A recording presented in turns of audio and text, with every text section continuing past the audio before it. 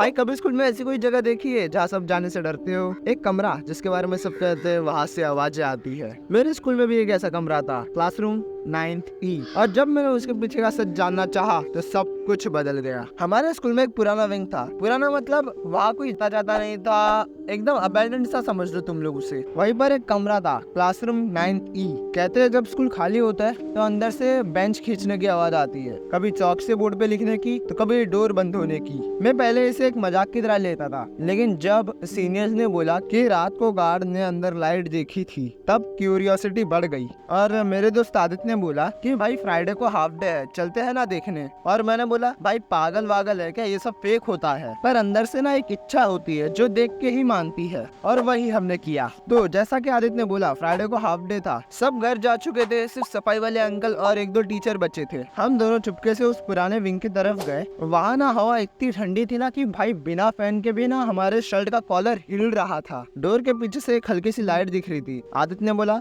भाई light on है। मैंने बोला चल देखते हैं। जैसे ही हमने डोर को पुश किया, अंदर से बेंच हिलने की आवाज आई और बोर्ड पे लिखा था Who's there? मैं लिटरली पीछे हट गया। आदित्य ने बोला ये किसने लिखा है? और तभी कोई चीज बोर्ड से गिर गई। भाई हम दोनों इतने तेजी से भागे ना भाई, सीधा हम लोग कॉरिडोर के एंड तक पहुंच गए। सोचो इतने तेज भागे हम लोग। भाई हम दोनों की सांस फूल रही थी। और मैंने बोला भाई कोई टीचर प्रैंक कर रहा होगा। आदित्य ने बोला भाई प्रैंक में इतना रियल वाइब नहीं होती। उस रात मैं सो नहीं पाया, बस वो Who's there मेरे दिमाग में बार बार घूम रहा था। नेक्स्ट डे मैंने डिसाइड कर लिया इस बार फिर जाऊंगा, लेकिन इस बार दिन में जाऊंगा। हाँ भाई, क्योंकि जो पिछले रात हुआ था उससे तो मेरी बहुत फट गई थी, इसलिए इस बार दिन में जाऊंगा। सैटरडे को हाफ डे के बाद मैं और आदि वहाँ फिर से गए। डोर लॉक था, लेकिन अंदर से ठक ठक ठक की आवाज आ रही थी, जैसे कोई अंदर बेंच मूव कर रहा हो। लेकिन भाई डोर तो लॉक्ड है, तो फिर अंदर ये बेंच मूव कौन कर रहा है? मैंने बोला भाई कोई अंदर है। आदित्य ने बोला चाबी तो गार्ड के पास होती है ना।